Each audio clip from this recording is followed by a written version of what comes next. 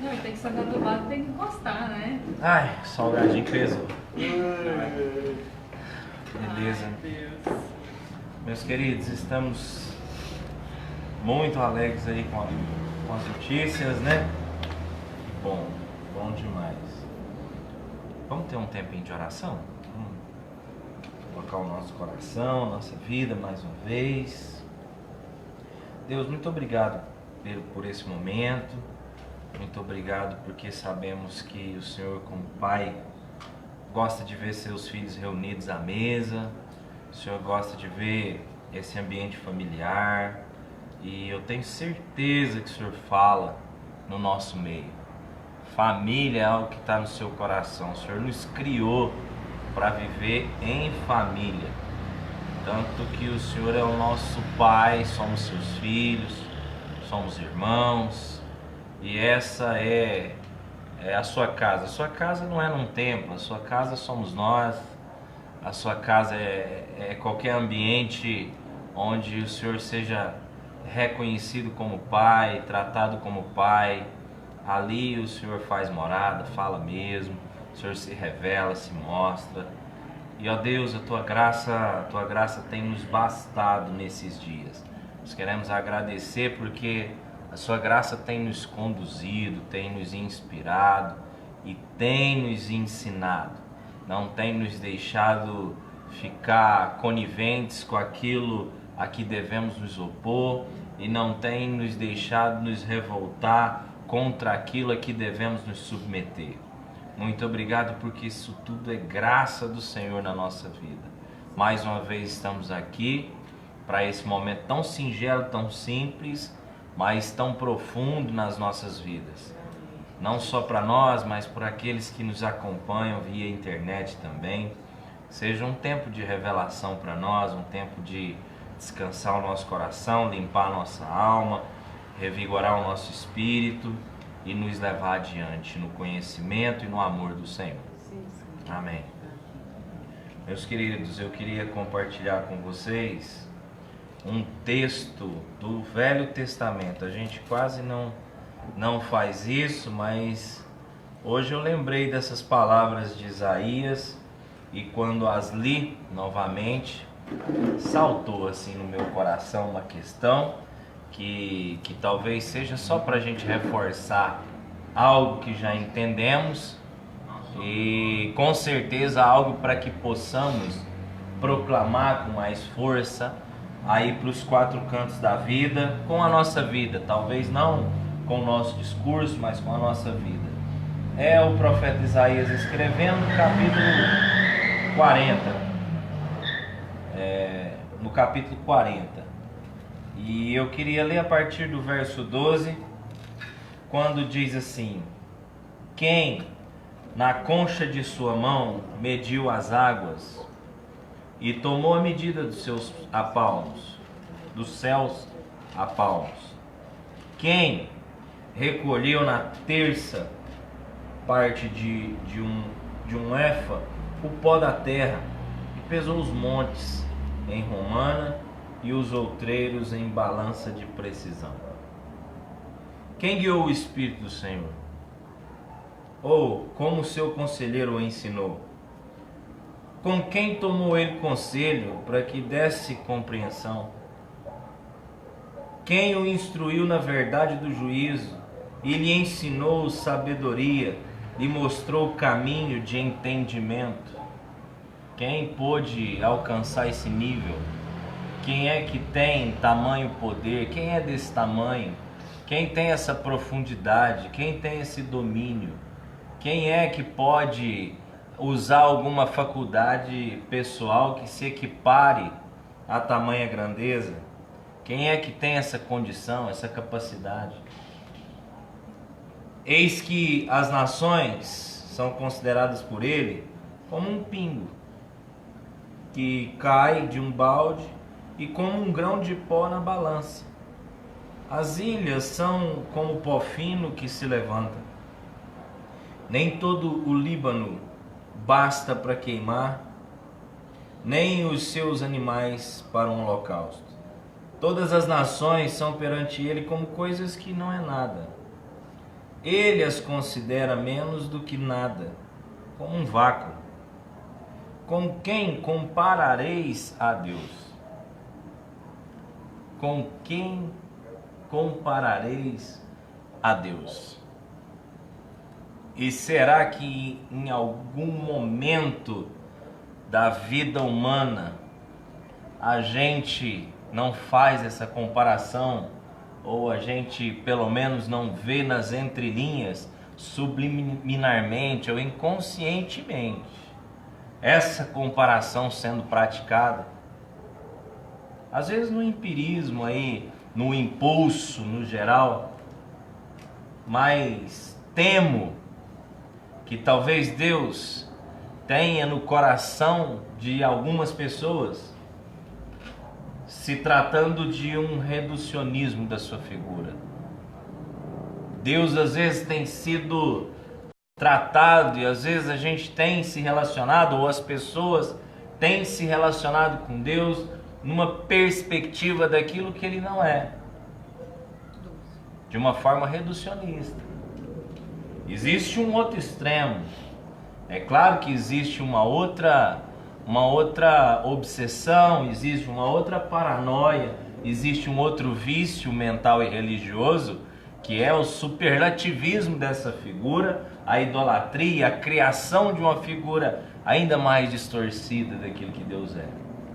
Mas quando Isaías está aqui tratando com o povo de Israel e trazendo essa figura de linguagem e trazendo todo mundo para essa compreensão, dizendo assim: gente, nós não podemos esquecer do que nós estamos falando quando a gente fala de Deus, do nosso Pai, do nosso Criador. Nós não podemos reduzir isso para que a nossa relação não seja uma relação prostituta, de quem agora toma Deus de assalto para si. E é isso que nós vemos. Nós vamos falar disso daqui para frente. Ou que coisa semelhante confrontareis com ele? Então, com quem ou com que? É possível existir algo, e parece loucura, mas a humanidade ensandecida faz isso. Trata Deus como algo natural, ou como alguém. Apesar de Ele ser o nosso Pai, com quem temos toda a intimidade e liberdade, nós não podemos reduzir o tamanho dele, porque isso vai nos matar. A conclusão desse trecho é que se nós reduzirmos a figura de Deus a um tamanho menor do que Ele é, a consequência direta na nossa vida, ainda que persistimos em nos relacionar com Ele, é que vamos nos cansar, vamos ser levados à exaustão, porque vai faltar exatamente o nível exato, pertinente, suficiente e necessário de confiança em Deus. A gente vai reduzindo Deus, a gente vai conceitualizando, e às vezes a gente vai encaixotando Ele, e às vezes Deus passa a ser só uma imagem esculpida da projeção daquilo que são as nossas vaidades.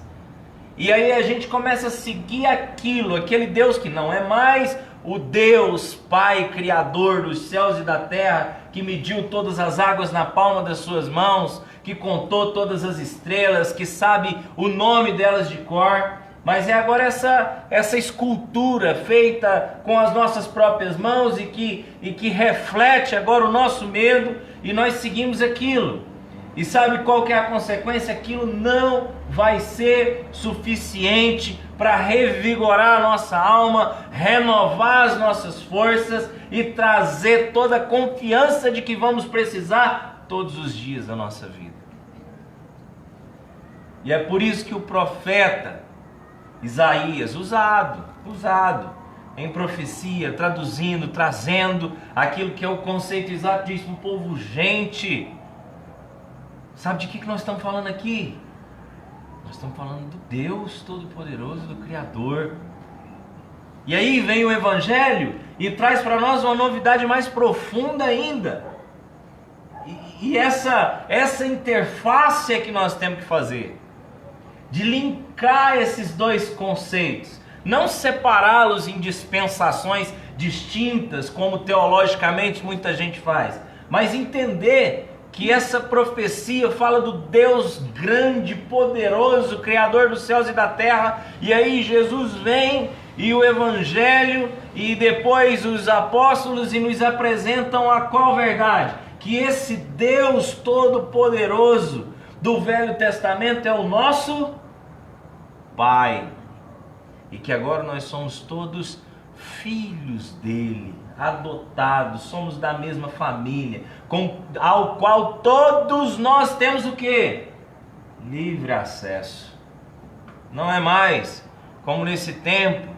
E aí talvez era difícil para esse povo aqui viver essa realidade plena, porque eles tinham que se relacionar de forma limitada com esse Deus. Era um Deus distante, era uma figura do que, tá bom, nós acreditamos, mas está longe, é só o sumo sacerdote que pode ir lá oferecer sacrifício.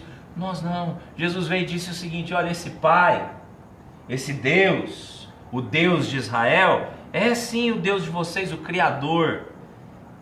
Mas não é para reduzir o tamanho dele, mas é para trazer a relação na essência que deve ter. Ninguém precisa de intermediário para chegar nele. Ele é o Pai de vocês. Ele é rei, ele é majestoso, ele é. Aí que vem as características de Deus que não pode sumir da nossa mente. Ele é soberano. Ele é o rei do universo, ele é o criador, ele é todo poderoso, mas ele é também o quê? Meu pai. Mas por ele ser meu pai, ele não deixou de ser soberano. Ele não deixou de ter o domínio. Ele não deixou de ser o único. Ele não deixou de ser o maior. Ninguém pode falar com Deus de cima para baixo. Nós temos toda a liberdade, mas nós não podemos falar com Deus de cima para baixo. É de baixo para cima. Ele é maior que tudo. Ele é maior que todos. E nós estamos com dificuldade às vezes. As igrejas estão com dificuldade de falar com Deus de baixo para cima. Você pode achar que não, mas está. Vamos continuar que nós vamos entender isso. Vamos finalizar esse trecho aqui. O artífice funde a imagem, e ourives a cobre de ouro, e cadeias de prata forja a prata para ela. O sacerdote idólatra escolhe madeira que não se corrompe e busca um artífice perfeito para assentar uma imagem esculpida que não oscile. Acaso não sabeis? Porventura não ouvis? Não vos tem sido anunciado desde o princípio? Ou não atentastes para os fundamentos da terra? Ele é o que está assentado sobre a redondeza da terra, cujos moradores são como gafanhotos. É ele quem estende os céus como cortina e os desenrola como tenda para neles habitar. É ele quem reduz a nada os príncipes e torna em nulidade os juízes da terra. Torna em nulidade os juízes da terra. Mal foram plantados e semeados, mal se arraigou na terra o seu tronco, já se seca. Quando um sopro passa por eles e uma tempestade os leva como palha. Então aqui nós estamos confiados, gente, pelo amor de Deus. O que tem sido as garantias da nossa alma? A quem, pois, me comparareis, para que eu lhe seja igual? Diz o santo. Levantai ao alto os olhos e vede. Quem criou essas coisas? Aquele que faz sair do seu exército de estrelas todas bem contadas, as quais ele chama pelo nome, por ser ele grande em força e forte em poder, nenhuma só venha faltar. Porque, pois, dizes, ó Jacó, e falas, ó Israel, o meu caminho está encoberto ao Senhor. Ó a desconfiança, ó a falta de reconhecimento, ó a falta de assunção. Falta nos reconhecer às vezes. Temos dificuldade de perceber, assumir e admitir o tamanho, a grandeza, a soberania, o poder dele. Não sabes, não ouvistes que o eterno Deus, o Senhor, o Criador dos fins da terra, nem se cansa, nem se fatiga? Não se pode esquadrinhar o seu entendimento. Faz forte ao cansado e multiplica as forças ao que não tem nenhum vigor. Os jovens se cansam e se fadigam, e os moços de exaustos caem. Mas os que esperam no Senhor renovam as suas forças, sobem com asas como águias, correm e não se cansam, caminham e não se fatigam. Por quê? Por quê? Por que que os dias não são pesados demais para esse povo? Por que que as lutas não são desgastantes demais? Por que que as decepções não são frustrantes em demasia? Por que que nada lhes rouba toda a força? Pelo contrário, nos momentos de maior escassez, parece que eles extraem da vida uma energia de onde não se podia surgir e renovam as suas forças. Mesmo que não mais no vigor da sua juventude, como o profeta está dizendo. Mesmo que não mais pautados naquilo que são as suas competências naturais, próprias da sua energia natural, da sua pouca idade, do seu vigor físico pleno. Por que que esses caras não se cansam? Porque eles confiam, reconhecem, admitem e se relacionam com Deus, não na perspectiva de algo. Sabe, queridos, tem hora que eu vejo que tem gente que não, talvez não perto da gente, mas eu fico vendo algumas manifestações e eu falo assim, esse povo acha que pode ludibriar Deus. Esse povo acha que pode manobrar Deus. Tem umas orações que eu escuto que é lobby, é manobra. É como quem quer enganar um presidente, um prefeito, um juiz, um delegado, uma lei.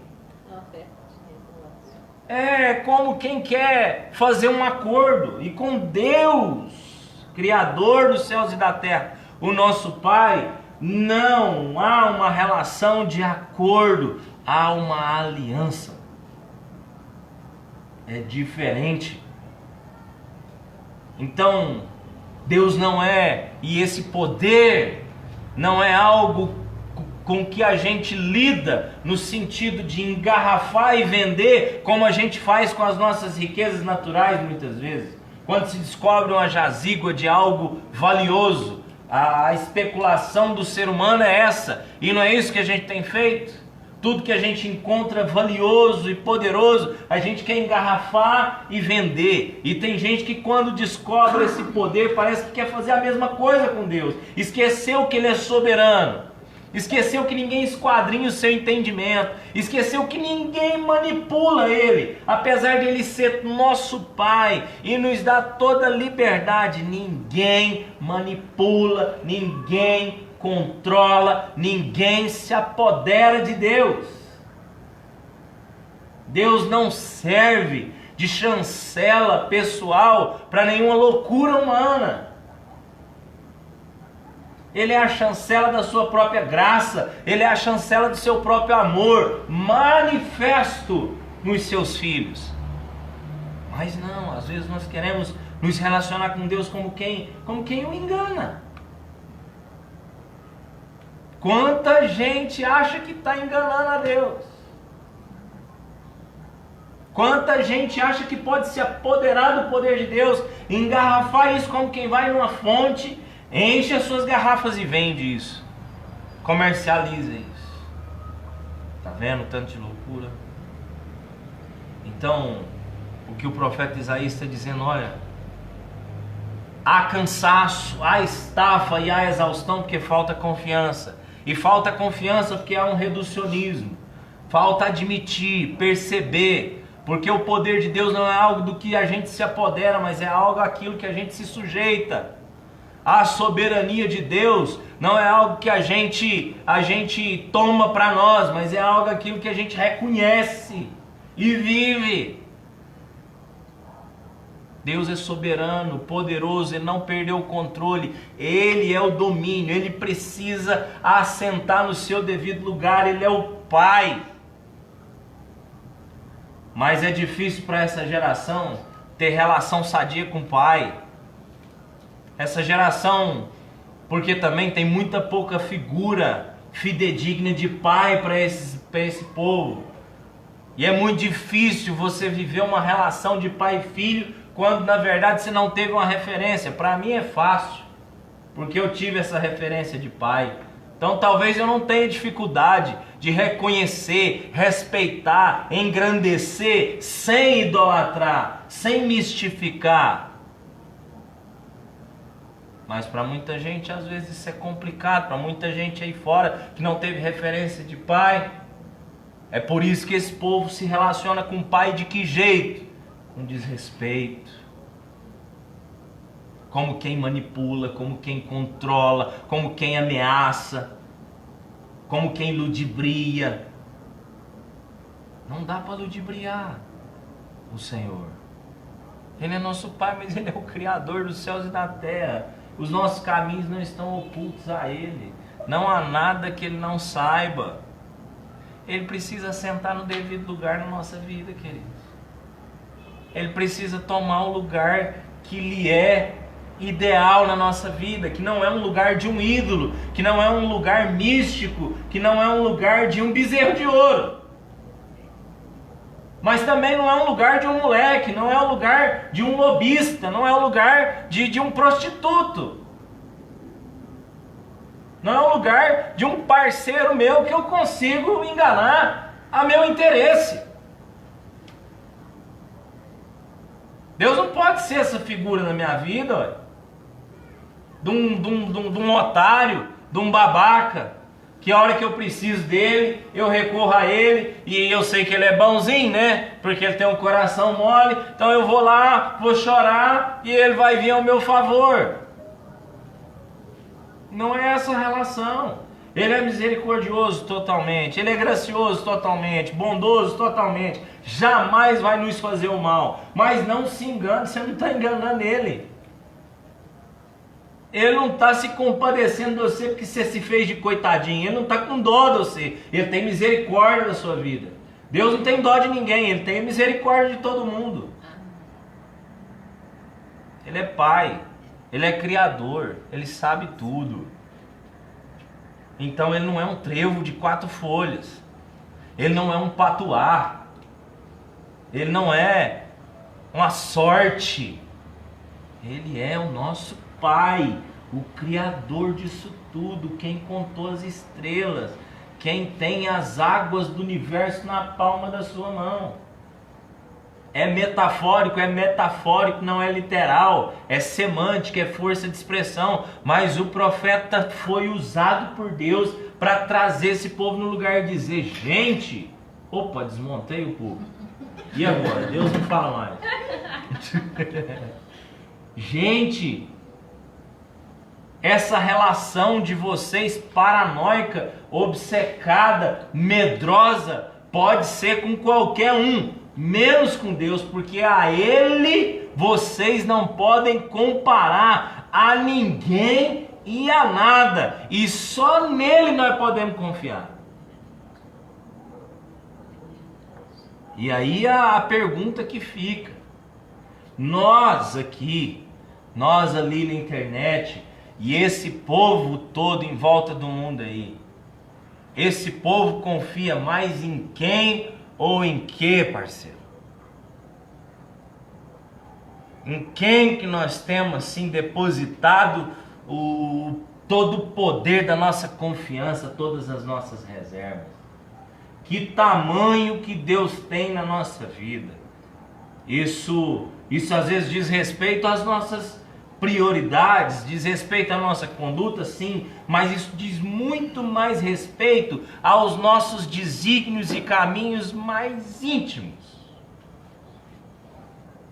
E aí não adianta, porque na falta de referência, Ele nos deu uma suficiente: Jesus. Eu vejo gente se queixando, porque é isso mesmo, quando falta referência o negócio é difícil, referência é natural, a gente não dá conta. Mas também não é uma desculpa, porque é só a gente olhar, é só a gente escutar o testemunho. É por isso que lá em Hebreus, quando o autor foi escrever, falou: nós que estamos rodeados de tão grande nuvens de quê? Testemunhos. Mesmo que sejamos nós órfãos, vítimas da sociedade, marginalizados, gente até que foi escravizada, é para esse povo que o evangelho começou a chegar, gentios, escravos, na época lá das cruzadas dos discípulos que ficaram, foi para esse povo que o evangelho começou a chegar, dizendo: não há desculpa, pode ter faltado referência para vocês o tanto que for, mas isso não é desculpa para vocês viverem amargurados e continuar vivendo em injustiça, e continuar vivendo com medo, e não ser renovadas suas forças e nem a sua alegria. Sabe por quê? Porque existe uma referência e ela é suficiente. É só a gente começar a imitar Ele. É só a gente olhar para Ele. É só a gente olhar para a cruz dele. Então quando alguém disser assim, a sociedade não me deu o devido respeito, não me deu o devido amor, não interessa.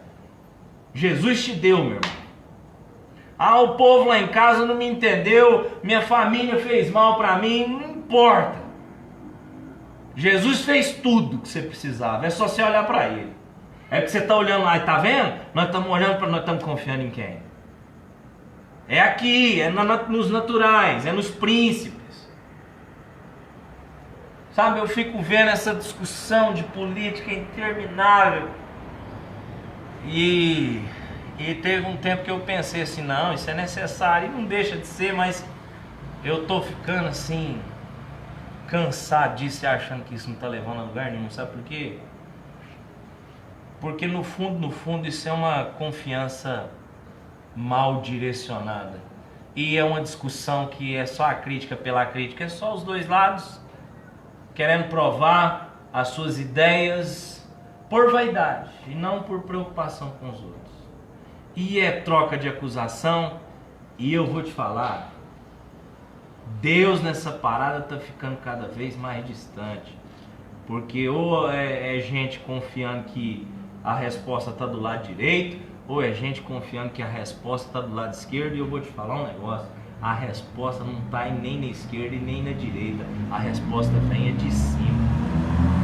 Enquanto a gente não olhar para cima e entender que Ele é o sistema, Ele é o caminho, não adianta, vamos ficar aqui batendo boca, e aí entra um, sai outro, e a gente acha que o que vai entrar vai fazer melhor, às vezes faz algumas coisas melhor, mas arrebenta do outro lado, e fica isso aí. E aí o povo está brigando. Gente, às vezes que era amiga a vida inteira, não fala mais um com o outro, por causa de política. Eu estava conversando porque aí, se há essa percepção, e se a gente tem essa sensibilidade de não querer mensurar Deus, e Deus ser de fato nosso Pai, de tamanho imensurável na nossa vida, e se Ele ocupa um lugar de prioridade para nós, sabe qual que é o resultado direto? Sabe qual que é? O profeta que falou. Agora, se você quiser contestar o Isaías lá, eu sei que quando escreve esses testamentos lá, algumas coisas a gente pode questionar. Mas a essência da revelação da profecia, essa profecia foi toda ela comprovada. Então eu não dou conta de ir contra a profecia, mas o que o profeta está falando nessa profecia é que o resultado direto dessa confiança é renovo de força. E nós precisamos disso. Ou não? Eu estava conversando com um amigo meu esses dias, e a gente falando não tem nada a ver. Falando assim, rapaz, essa época seca, né? Tem uns campos aqui que não aguenta, né? O campo que eu tô falando, nós joga nossa pelada aí, nossa bolinha, tem uns campos que fica ruim aí, que ele fica duro, cheio de poeira. Onde eu jogo então, que é no gol, eu me ligo. Aquilo é pura terra e duro, aquilo tá ruim. E aí eu tava contando que tem uns que nem sente. Igual lá mesmo, lá em Tumbiara, tem um campinho lá que eu vou te falar. Que ele passou essa época de seca todinha, vedadinho, tem grama até nos gols, e tem racha terça, quinta, toda semana. E eu fiquei, sabe, cucado com aquilo, conversando, falou, não, deixa eu te falar. Lógico, tudo depende da terra, mas quando só ali o solo não tem potencial para manter essa grama desse jeito, há que se fazer um trabalho, o cara entende, sabe? Ele falou assim, chega uma época do ano que tem que jogar um produto, um adubo, que fortalece a raiz, que é a época da seca. Então na época da seca, o que tem que estar forte? A raiz, para ela conseguir extrair o que? A água lá do fundo do solo, para absorver a umidade que tiver ali, lá no fundo. É a raiz que vai estar forte. E para isso, se você não complementar, não tiver um remedinho que fortalece a raiz, não aguenta, morre tudo. E aí, quando tá bom de água, aí não, aí já é a folha, porque aí o negócio tem que ficar verdinho. Aí já não é mais um produto para fortalecer a raiz, é para fortalecer as folhagens. Eu pensei, rapaz, isso é igual a nossa vida. Época da seca é época da gente buscar água no fundo. E a época que tá chovendo, que tá bom, que é época de vedar as folhas, para poder absorver a luz do sol, fazer a fotossíntese, enfim. Dá para você viajar nisso aí. O que a gente precisa numa época em que a coisa não tá fácil? Para fortalecer às vezes a nossa raiz. É tudo aqui, ó. O adubo é aqui, para descer para cá. A nossa raiz lá no fundo. E buscar água e renovar as forças. Então eu acredito que é um pouco disso que o profeta estava falando. Dizendo, olha, tem muita gente que está se relacionando com Deus numa perspectiva reducionista. Chega a ser, eu vou falar a verdade, alguns movimentos e algumas relações de fé chegam a ser desrespeitosas. Não que Deus exija que o respeitem. Não é isso. Isso aqui não é o profeta dizendo assim, porque Deus não é essa figura, ele não é um babaca, ele não é um moleque, ele não é um trouxa, ele não é um otário, ele não é alguém que se possa ludibriar, mas também ele não é um tirano, ditador, autoritário. Não é essa figura que nós queremos, porque do outro lado é essa pintura que estão fazendo dele, desse tirano autoritário. E quando diz lá do temor do Senhor, não é ter medo dele, é justamente reconhecê-lo do tamanho que ele é e com o coração que ele tem. É muito mais absorver o caráter de Deus do que mensurar o seu poder. Isso é ter temor de Deus. Mas algumas relações são um escracho. Tem uns caras que eu vejo na televisão aí que, pelo amor de Deus, os caras não respeitam Deus não, como Criador dos céus e da terra não. Parece que eles são os donos de Deus. Eles são os donos da parada. Deus é só um artifício, Deus é só um recurso, Deus é só uma chancela, Deus é só o sabre de luz deles. É como se eles fossem lá o Darth Vader e Deus fosse o sabre de luz. E eles ligam aquilo a hora que eles querem e vai pro pau. E todo mundo vê aquele sabre de luz e fala: rapaz, o poder de Deus está com esse cara lá. Ele acende, o trem acontece. Ele ora, o capeta sai. Ele ora, o povo levanta da cadeira e sai andando. Os aleijados é curado. As dívidas. Já vi testemunho de todo jeito. Que cancelou a dívida no banco. Falei, pelo amor, teve hora que eu até balancei. A hora que eu lembrei da minha conta no vermelho. Quase que eu fui lá no cara. Falei, faz uma oração dessa pra mim, ué. Paga até as contas dos outros. É o sábio de luz. É a fé de muitos aí. Aí tá todo mundo lá, vivendo essa fé pequena. Aí nós às vezes não. Porque nós temos confiança, nós temos um certo conhecimento, a gente tem sido exposto a um evangelho mais puro, genuíno, sem tanto rebusque.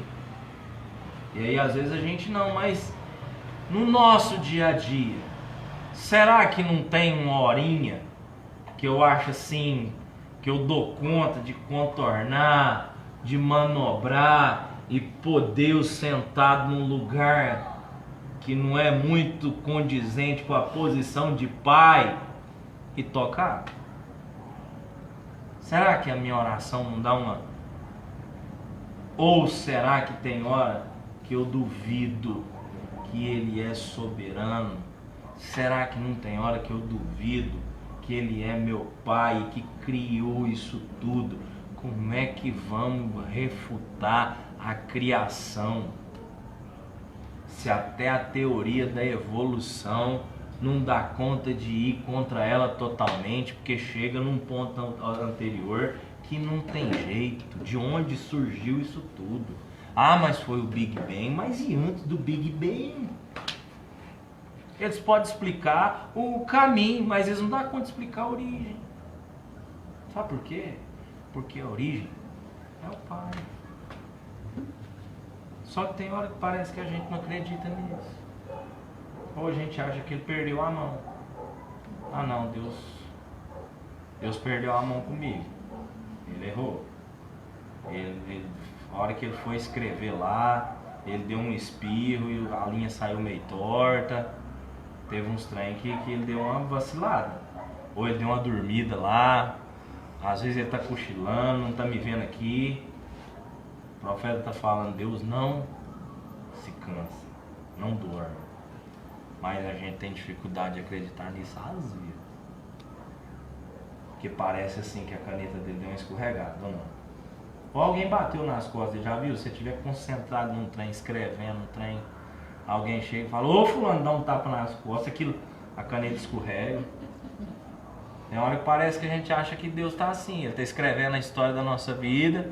E aí parece que ele deu uma escorregada, ou engasgou com alguma coisa, com um espinho de peixe, e tá lá tossindo e insistindo em escrever. E o trem tá saindo meio torto. Aí o povo quer ir lá fazer uma oração para ver se desengasga Deus. Para ver se tira o espirro dele, se ele para de tossir e começa a escrever retinho, porque as linhas tortas dele não tá dando não. Aí sabe o que vai acontecer? Vai acabar as forças.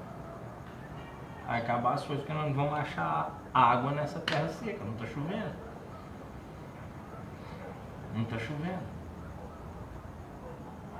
Eu lembro uma vez que eu estava, faz muito tempo isso, eu estava vindo de Barretos e a gente tem essa mania, né? A gente que fala do evangelho, a gente fica meio reflexivo com tudo, com as bobagens. Parece até que a gente usa uns trem. A gente viaja, tem hora. Aí eu estava vindo na estrada assim, tinha tido uma queimada. Tava tudo queimado a estrada. E no meio mas já fazia tempo que tinha queimado aquilo tudo. Eu passava na estrada todo dia. Todo dia não, todo mês. Aí aquilo eu sabia, que já tinha queimado lá. E tava tudo queimado e as árvores tudo morta. E aquele trem feio. Mas tinha uma árvore no meio daquilo tudo que tava assim, florindo, mas umas flores tão bonitas. Amarelinha no meio, tudo queimado, tudo esturricado. As outras caiu, umas velhas caiu. E aquela lá, com o tronquinho todo queimado, essa pecada. Terra sequinha tinha nada em volta dela. A florzinha lá, bonita, vistosa. Da onde que ela tirou? Da raiz. O lugar que ela estava plantada não importa. O que importa é o quão forte e profunda é a raiz dela. Amém? Era isso que eu queria compartilhar com vocês. Não, posso falar. Não, só pra você ver quem tá participando. Ah, quem tá aí? Dá um abraço pra galera aí. Tá? No ar não tem jeito. Ronaldo e a Bárbara. Ah, Ronaldo Samuel. Ronaldo Samuel, vulgo Terena. Tá lá. Ronaldinho, saudade. Pois é, moçada, e aí eu queria deixar isso com vocês e deixar vocês à vontade aí pra completar isso, testemunhar a respeito disso, falar como é que tá, como é que vocês recebem essa palavra, o que vocês pensam, o que isso pode fazer na sua vida, enfim, qual a visão que vocês têm a respeito disso? Não precisa brigar, vocês podem continuar falando aí. Às vezes as pessoas, quem é Deus, né? E essa semana eu estava lendo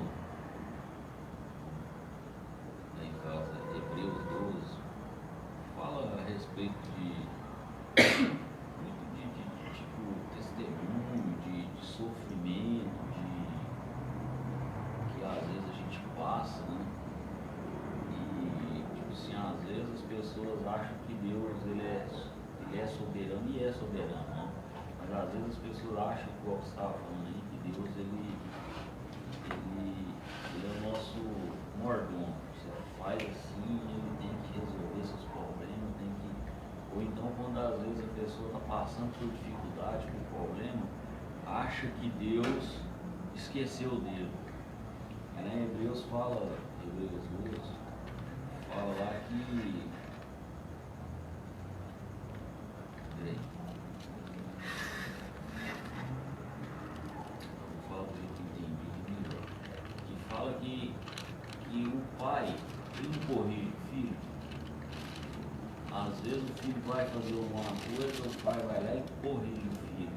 Assim é Deus. Eu sei que Deus não é, às vezes na hora que a gente está em dificuldade, às vezes na hora que a gente está passando por algum problema, não é que Deus nos esqueceu, mas às vezes a gente precisa de passar por aquela dificuldade, por aquele problema, para nós aprendermos alguma coisa. E muitas das vezes, quando a gente está passando por uma luta, por uma dificuldade, a gente fala, pô Deus, qual que é? Onde o Senhor está? Né? A tua palavra diz que o Senhor está sempre do nosso lado, sempre está aqui, mas e aí? E lá em Hebreus fala de Jesus que ele estava ali indo alegre para a cruz do Calvário, sem temer, sem aquele desespero de. Deixa eu ver se eu acho aqui. No 12? É. Aqui. Ele não deixou que a cruz fizesse com ele desistisse. Pelo contrário, por causa da alegria que ele foi prometida, ele não se importou com a humilhação, com a humilhação de morrer na cruz. E agora ele está sentado à direita do trono de Deus. Tipo assim, ele sabia que ele tinha uma alegria maior, que era estar ali com o Pai. Então ele não se importou, ele foi humilhado, foi praticamente trocado, né? Que na lá falou, e aí, quem que vocês querem que solta? Barrabás ou ele? Não, solta Barrabás. Ele foi trocado, ele poderia ter muito bem falado, não, já que eu estou sendo trocado, estou sendo humilhado, eu não vou salvar esse povo não. O que eu vou fazer lá naquela cruz? Eu vou aqui falar que eu não sou esse cara que eu estou falando e pronto. Porque não, ele simplesmente, você está dizendo que eu sou o Filho de Deus, então eu não vou falar nada. Ele não deixou que aquela dificuldade, aquilo que estava passando com ele, que ia ser a morte dele naquele terceiro dia, ele ia ressuscitar. E às vezes as pessoas hoje em dia passam por umas lutas, por uma dificuldade e faz o que você falou, às vezes esquece de Deus. Acha que Deus fala, pô, Deus, o que você está fazendo comigo? Você é o cara que tem que abençoar e tal. Tipo assim, acha que ele tem que fazer. Ele vai fazer de qualquer forma. Ele não é obrigado a fazer, não é para abrir minha boca e. Esse dia eu mesmo estava tentando me corrigir, porque eu falo, pô Deus, eu queria hoje não orar pedindo as coisas, eu queria só agradecer. Porque às vezes, muitas das vezes a gente começa a orar e é tanta coisa que vem na cabeça da gente, tanta luta no dia a dia, tanta dificuldade com a parentela, com os próprios amigos também. Às vezes você quer só pedir, oh Deus, você abençoa, você faz assim, tal. Tipo assim, você fala, oh Deus, eu quero que o Senhor faz dessa forma. Porque a gente, muitas das vezes, a gente acha que Deus ele fez tudo e ele vai fazer da forma que a gente quer. Não, não é. É da forma que ele quer, da forma que ele vai expressar do jeito dele. E esse eu acho que é o melhor dele. A Bíblia fala, eu não lembro onde, não sei o endereço direito, fala que os nossos pensamentos são muitos, a gente pensa em várias coisas, mas o pensamento sempre vem de Deus. É que às vezes as nossas dificuldades fazem a gente pensar de várias formas, né? Mas Deus é que determina a coisa certa. Eu acho que eu sou uma prova viva aí do que você falou aí, contrastou muito com o que eu vivi assim nos últimos dias, porque eu dei uma sumidinha, todo mundo percebeu, né? Uma sumidinha grande. E assim, o que você falou, Giba, ela vem de encontro com o que eu vivi. Tipo, quando a gente passa as dificuldades, parece que a gente esquece da raiz. E aí assim, você não tem força às vezes, e aí você não olha, você não se volta para a sua raiz, que é o seu embasamento espiritual, que é a sua força que você tem em Deus, que é a sua fé. Parece que tudo é maior do que tudo. É maior do que você, é maior do que Deus, é maior do que tudo. Então, essa questão da raiz aí é muito séria. Porque vez ou outra a gente se pega cambaleando porque parece que a gente esquece da nossa raiz. Ou a raiz está precisando ser mais adubada com você. Esse negócio é bem sério. Mas Deus ele é tão soberano que ele nos lembra, né? Rapidão ele nos lembra assim, do que ele fez, do que ele está fazendo, do que ele.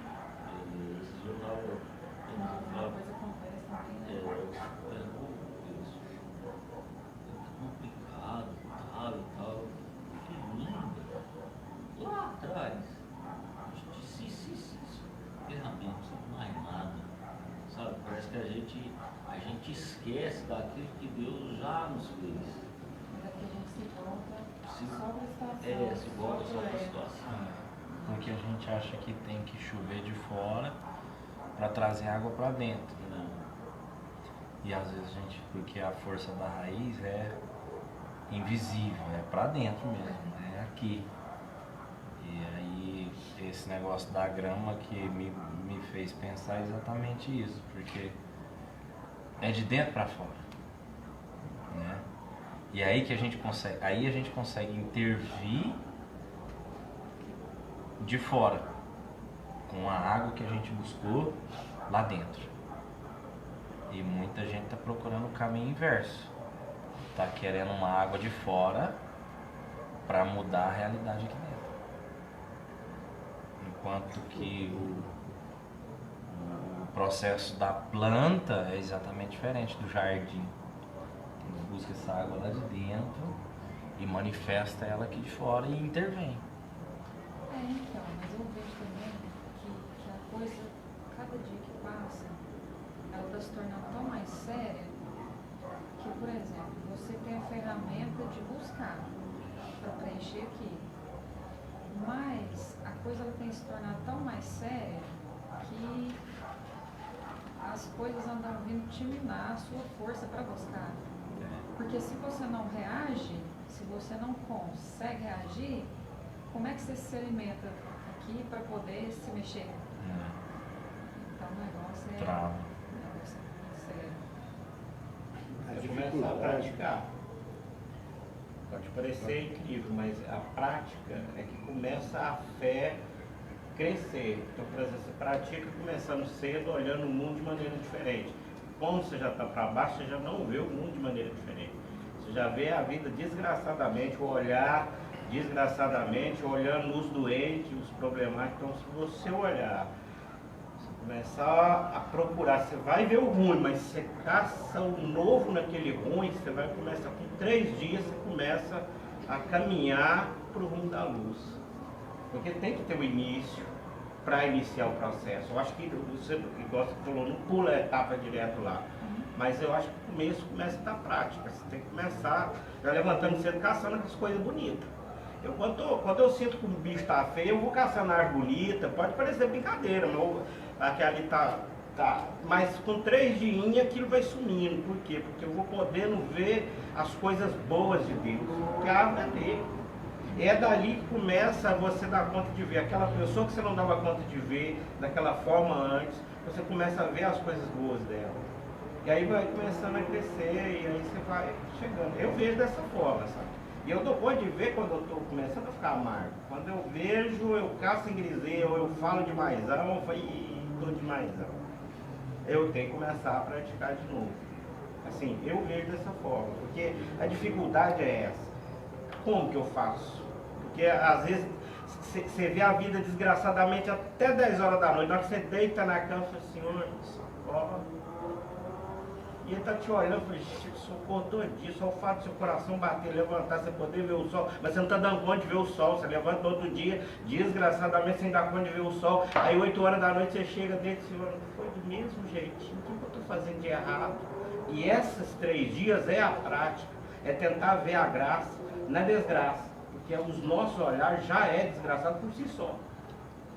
Então assim, eu faço assim, eu levo o tempo precisando, porque o mundo está tão duro, gente. Aí eu começo cedo. Por isso que Paulo diz, né, que transformar-vos pela renovação da mente. Né? É. Porque tudo começa daqui. Daqui. É a raiz que ele falou. Exatamente. Então, quando a gente começa a transformar a mente, né, deixa Deus transformar a nossa mente, é tudo como se vê. Se você quiser ver que esse jarro aqui é uma desgraça, ele vai ser uma desgraça para sempre. Mas se você olhar esse jarro, não, esse jarro é uma bênção aqui na minha casa. A casa fica bonita, fica linda, fica clara. Tudo como você vê. Então, tudo que você vê, tanto se você vê com o olho bom, ele é de um jeito, se você vê do olho mal, também você vê desse jeito. Por isso que até o diabo, ele pega a Bíblia e ele, não sei que miséria que ele faz, ele faz assim, mas ele tá ali na Bíblia. E ele fala, como é que aquela palavra que era arrumar? Ele distorce, né? Tudo que tá ali. Ele coloca coisa na boca de Deus que Deus não falou. Não é aquilo que Deus disse.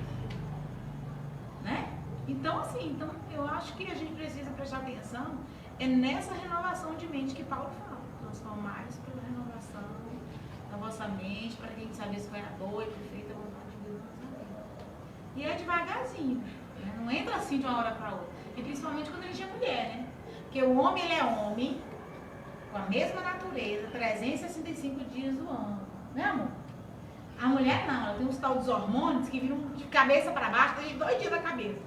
Então essa semana a gente está assim, essa semana a gente está assado, então a gente está mais para cima, a gente está mais para baixo. Então tem que contar com esses hormônios que ficam subindo e descendo. E fora a sensibilidade da mulher também. Já Exatamente. dá uma gravadinha a mais. Então assim, então a gente precisa, os homens têm que ajudar a gente também, né? Tendo paciência.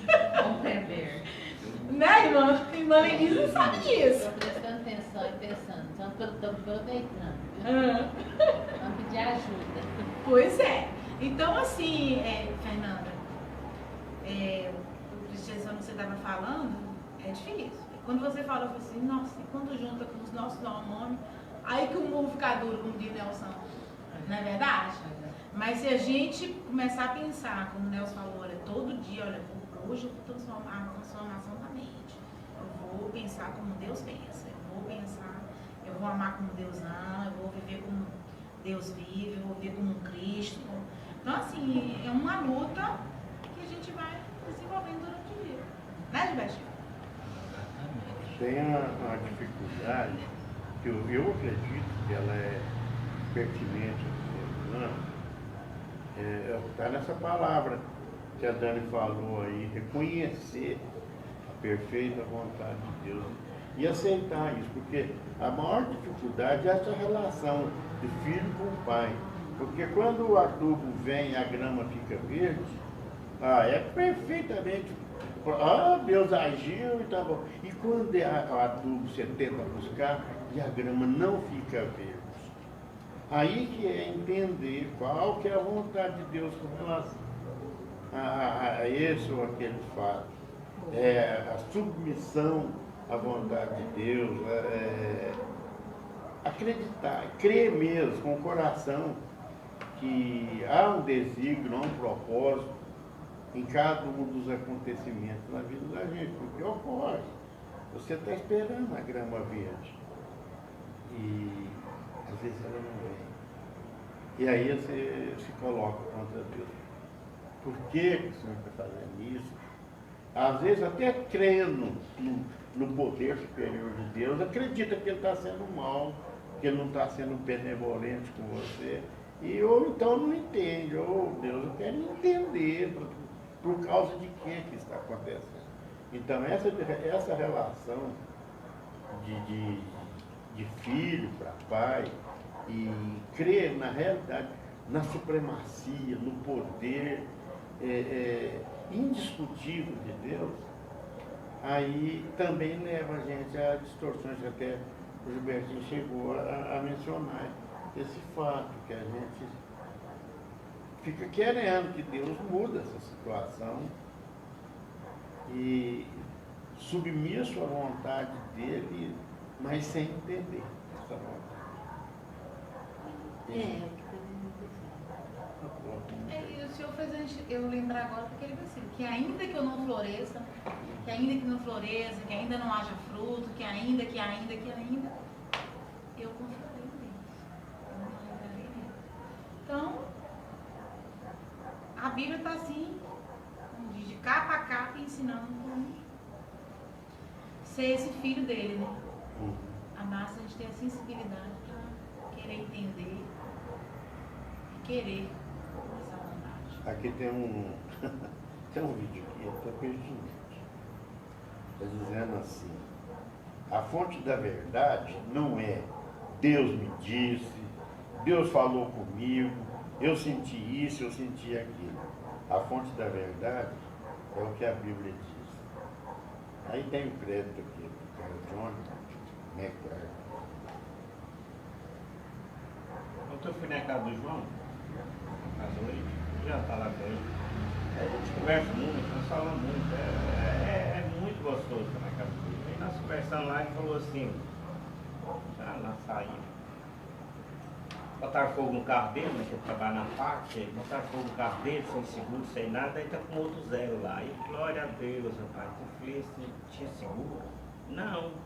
Então me explica aí como é que é esse babaca, né? Ser humano é filho da puta, né? Mas ele explicou e eu fiquei assim, satisfeito de ver eles felizes. E foi muito gratificante porque a fé que ele transmitiu foi uma fé assim, olha, botaram fogo no carro, o carro deveria valer uns 25, 28 mil.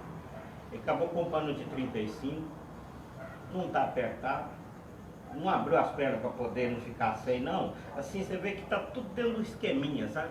Eu fiquei olhando e falei assim, gente, o Senhor é maravilhoso. E é maravilhoso. E essa consciência que ele está recebendo é muito lindo isso. Porque às vezes a gente desespera mediante a situação dessa. Porque você viu, o primeiro impacto meu foi que tinha seguro, ele falou, nada. Eu falei, como que você fez? Uma coisa está com um trem novo, ele foi eu que tenho o outro. Eu falei, que é isso, irmão? Ganhou na Mega Sena, pô? Não ganhou, quer dizer, foi dando tudo certo. Não entrei, não aprofundei, porque eu via a felicidade no olhar dele. Eu via a felicidade no olhar da esposa dele. Eu via a família feliz com todo aquele processo. Antes não tinha uma moto, aí comprou uma moto para botar na porta, para se botar fogo, pode ser o da moto. Então assim, eu fiquei olhando e falei, Senhor, não tem que fazer pergunta, velho. O cara tá feliz, não importa de que forma. Né? E foi muito gratificante, foi muito gostoso, a gente comeu uma carninha lá, foi uns quilinhos a mais, obrigado, Senhor. Foi muito bom. Ué, Clara, tem um doido agora para comer uma carne do fora.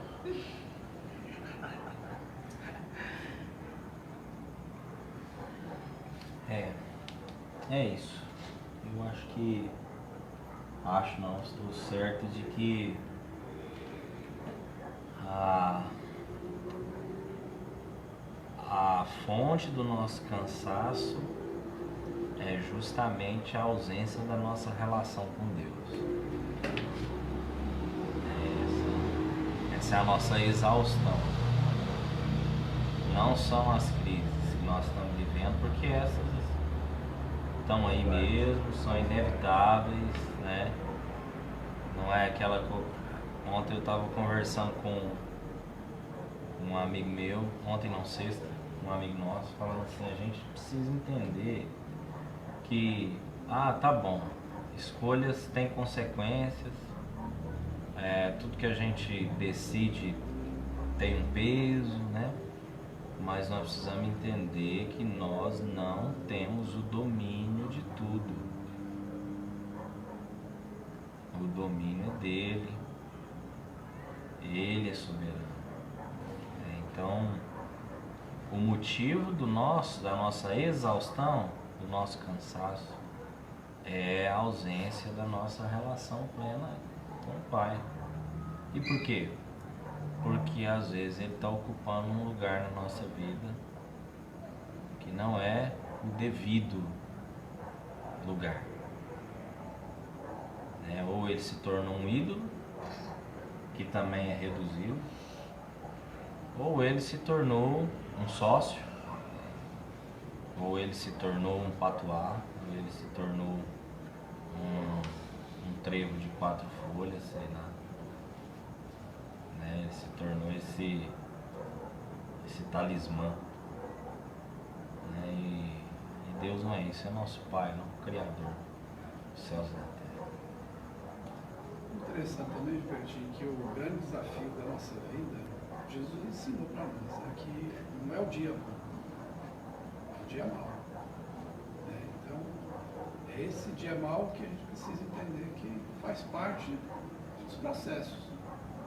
É no dia mau que a gente vai experimentar, que a gente vai conhecer, que a gente vai se aprofundar, que a gente vai se renovar nessas forças, né? Porque na verdade aquele que vive pela fé,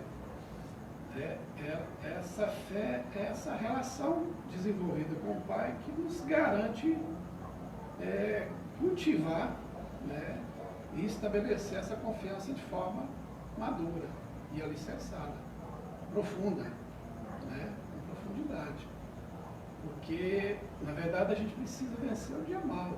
E a gente só vai conseguir vencer o dia mau se a gente tiver esse entendimento de quem Deus é, de quem nós somos, dessa confiança, dessa estrutura da nossa relação que foi criada, né, durante todo o nosso decorrer da nossa vida. E é isso aí faz parte, né? Não adianta a gente se alarmar, né? Igual você está dizendo aí, não é o governo, não é o sistema, né, que o Brasil, que está sobre o Brasil, que está sobre o mundo, que vai trazer uma segurança para o nosso coração. Que vai trazer essa segurança, essa relação desenvolvida com o papai, alicerçada e arraigada. Né, que vai nos renovando todos os dias, para que as forças vão se renovando todos os dias, porque a Bíblia diz que as misericórdias de Deus se renovam a cada manhã, justamente para isso. Porque o papai sabe que todo dia, de repente, é um dia de luta, não é um dia de festa. Né? Tem os dias de festa, mas, na verdade, os dias de festa não tem problema nenhum, ninguém tem problema com os dias de festa. Nosso problema realmente é nos dias de luta. Né? Então, essas misericórdias que se renovam a cada manhã é para isso.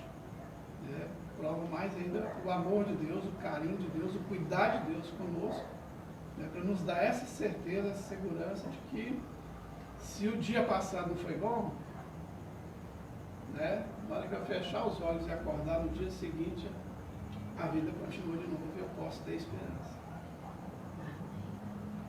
É por isso que às vezes a gente acha que o negócio não está acontecendo, né? Mas essas coisas precisam a gente entender isso tudo que o Marcos está falando, para a gente não entrar no desespero e não perder o sentido. Porque o povo está ficando tão doido e a fé pode se transformar numa grande anestesia que não transforma o entendimento, mas só trata alguns sintomas da alma, né? Que eu tô convencido assim de que a maioria das orações que se faz, e às vezes a maioria das nossas orações, estão tão distantes assim do que Deus é e do que nós somos, que Deus não tem como responder aquilo. Então, de fato, porque eu pedi e dar-se-vos-á, bater e abrir-se-vos-á, desde que seja a relação com Deus mesmo, porque às vezes o que nós estamos pedindo, quem prometeu não foi Deus, foi o capeta. E às vezes nós estamos pedindo para Deus aquilo que Satanás tem para oferecer. Às vezes nós estamos orando, olha só, o povo, a gente fica tão louco, que o povo às vezes está se relacionando com Deus de uma forma que na verdade só serviria para se relacionar com o diabo. Porque quem ofereceu o que o povo está querendo nunca foi Deus, foi o diabo. Então a nossa relação é com o Pai, e nós somos os filhos de quem? Dele. Nós não somos os filhos do diabo. Então a gente não chega diante do nosso Pai com algumas intenções aí, não. O nosso coração vai se encher de graça para a gente chegar diante dele. É por isso que o salmista fala assim, ó, depois dele ver a cagada que ele faz, o que o salmista faz? Em vez de pedir lá, não, ó Deus me restitui, o salmista chega e fala assim, cria em mim, ó Deus, um coração puro e um espírito inabalável. Porque só com o coração puro eu vou conseguir enxergar a grandeza desse Pai, vou enxergar a minha vida nele e vou ter minhas forças renovadas. Amém? Amém. Graças a Deus. Vamos ficar de pé para a gente orar para finalizar aí.